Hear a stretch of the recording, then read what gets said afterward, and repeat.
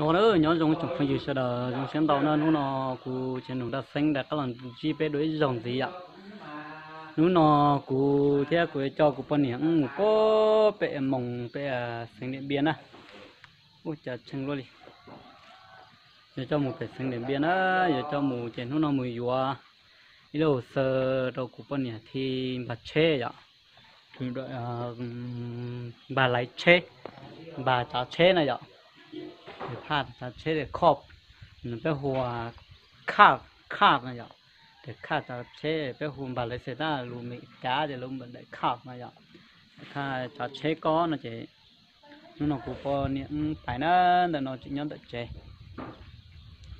ลุงดูดิในป่องเนาะสิเนอะ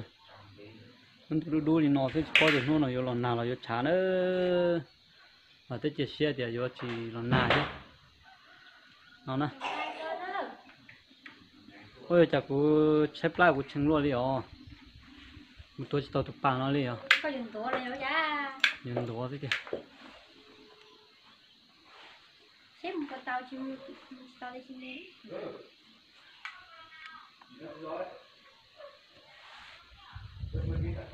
ô thì trong cuộc nó có lần nào nó cười ha, cái liều,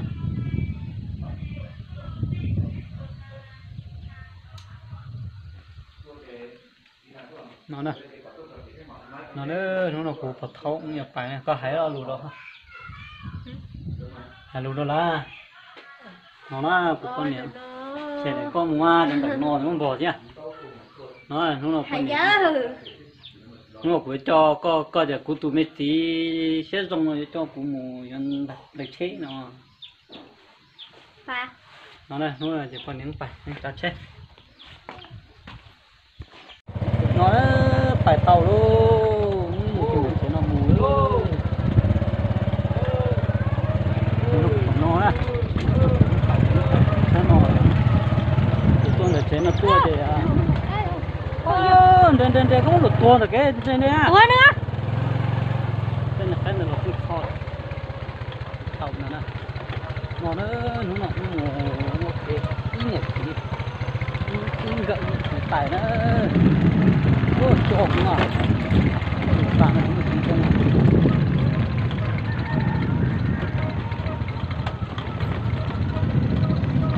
cái nó cũng có con nhện cá này những tôi mua có con nhện cá tôi không món nó khẩu nữa con nhện cá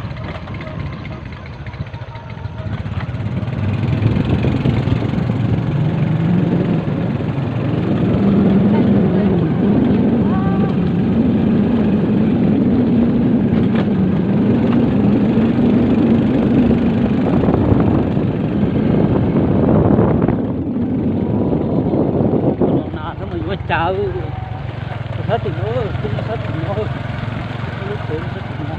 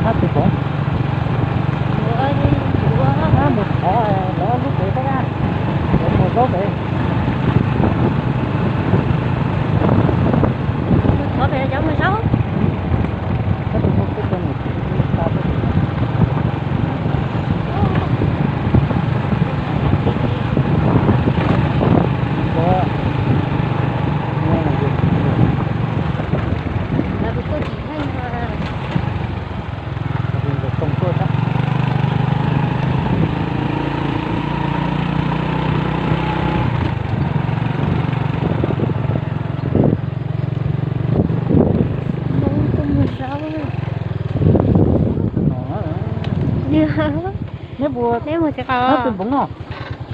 có câu luôn bỏ cái tay khi cái tao nó mơ thì cũng vừa bé nữa thôi sao có này tôi nhớ nếu mà là đi có. cái phải mông vừa hồ sơ cho con cái to có chính đó tôi thở nó tôi tỏ nó tôi bỏ cái này có cái này thì cái này sẽ là tua mùa rau này mùa rau nữa giờ nó tê cho cái chim không rồi cho mùa rau phun tận nó nữa ô chỉ còn cái phân không có chỗ này lùi nó to chả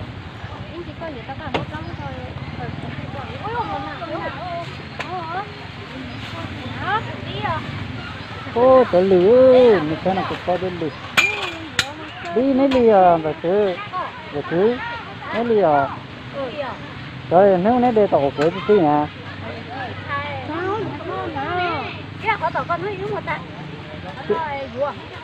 không vừa hả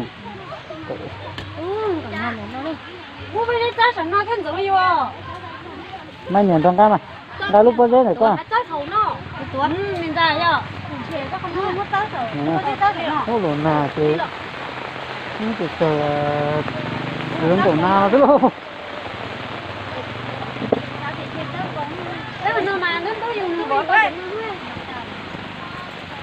do thì bố không được phá nó thế nhưng cái này bé lên cái cờ lông cổ cái này giờ nó nét liều cho nó cái ly sao cho con múa thì tôi lấy em đây thôi chú nó mới nhẹ trên thì tôi khá nhớ con này tôi xa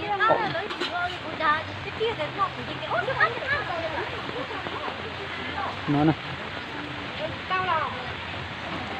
tí cho nó thì tí có này cả nhưng lên đầu thích cho này cả nó cho nó quên lì này cả nhưng nó yếu nó tốt vào yếu nó chụp như thế đó thì còn mò thì đi cho thì ta lên tàu có cử nè nó chỉ là cái mò khổng lật khổng nó khổng hầu nó thì tao tôi mò theo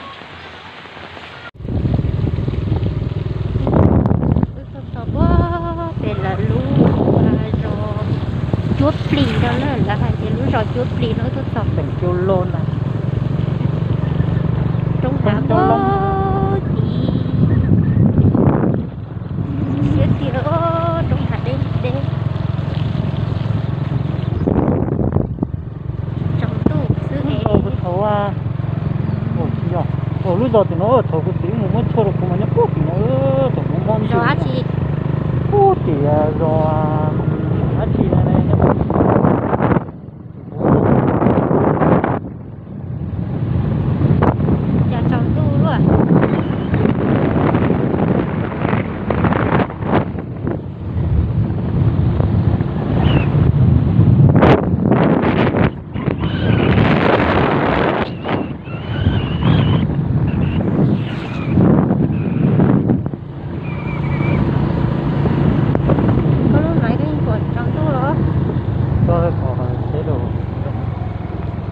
sẽ đợi mua xíu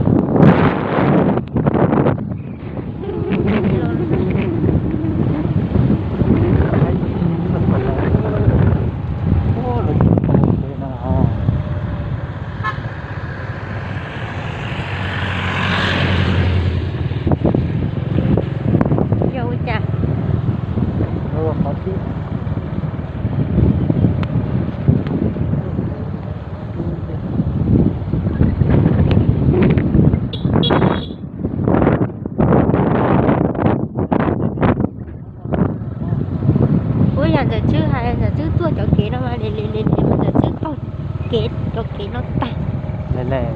lệ ôi yêu con tăng vô con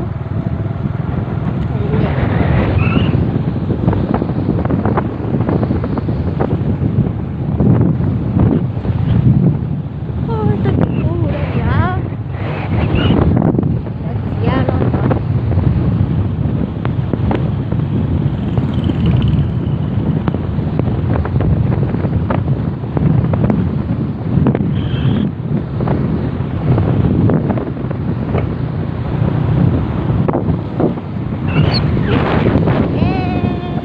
cho nó sáng rồi chiều nó kiếm tỉnh xíu đó chị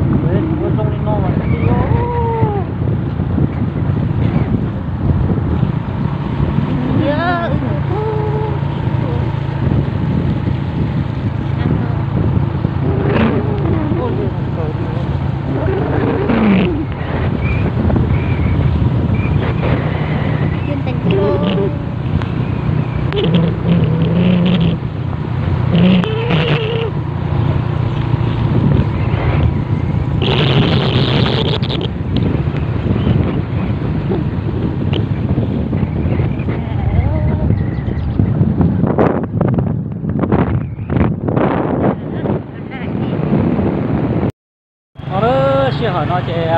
bé chỉ ra cỏ nó tập bút để thành phố nó là đi nhiều thành phố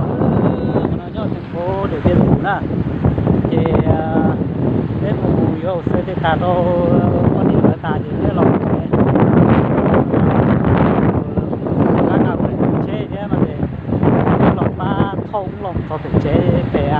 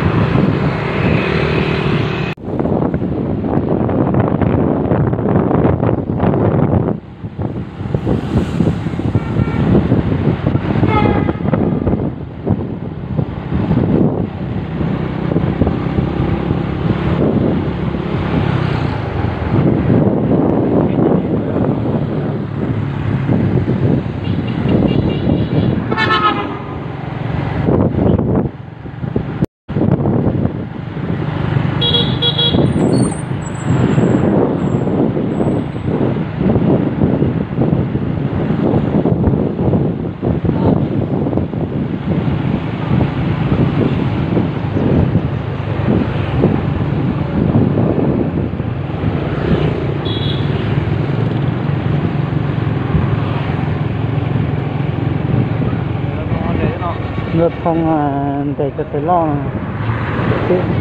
ngăn đỡ cho nữa rồi thế chúng nó chỉ là thằng mà có điều thấp là ta là cho lấy say ta là nhiên là nó lỡ là nhiên sao đáng lẽ ra giờ cho nó không có kiểm tra mà phải xuống xe ấy giờ phải xuống xe để kiểm tra được rồi đấy nhưng mà nó có làm đâu ô tô rằng ta mang tiền vào ngồi ô tô đó ra đưa vào sau đó là xe bao nhiêu mấy có nhiều lỗi nè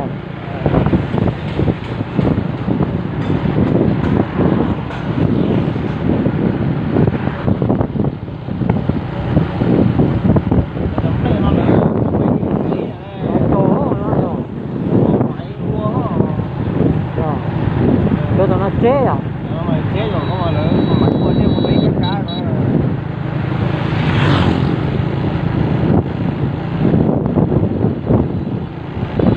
Quay rồi. Ôi, thấy mà. Chết tôi cho bút.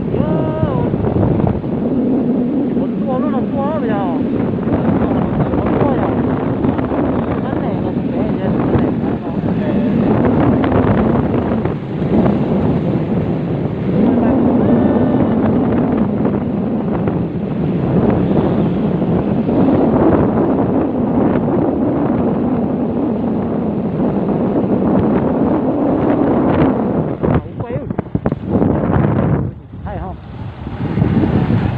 rồi này, ồ, cắt. Máy bay về phải.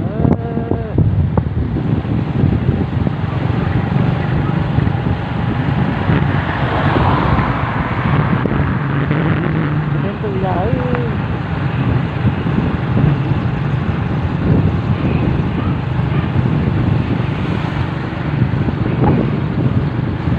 Cái dao là múa. Nó chỉ đố tàu á. Ra một cái coi nó muốn về nhất xin là con không có gì câu ra đấy. Nhất xin là con một con.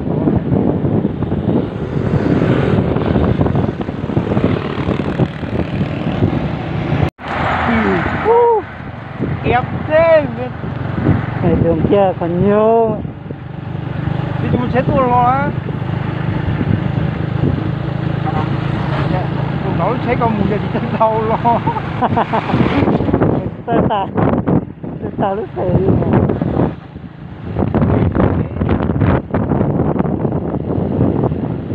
Đem tay nặng xe nó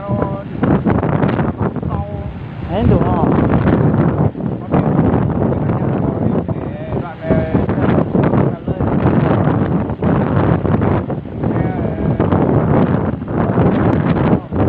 To là giá. Vâng, lập rồi. Cái chính thôi, tôi dùng cái thẻ cho Ly lập đấy.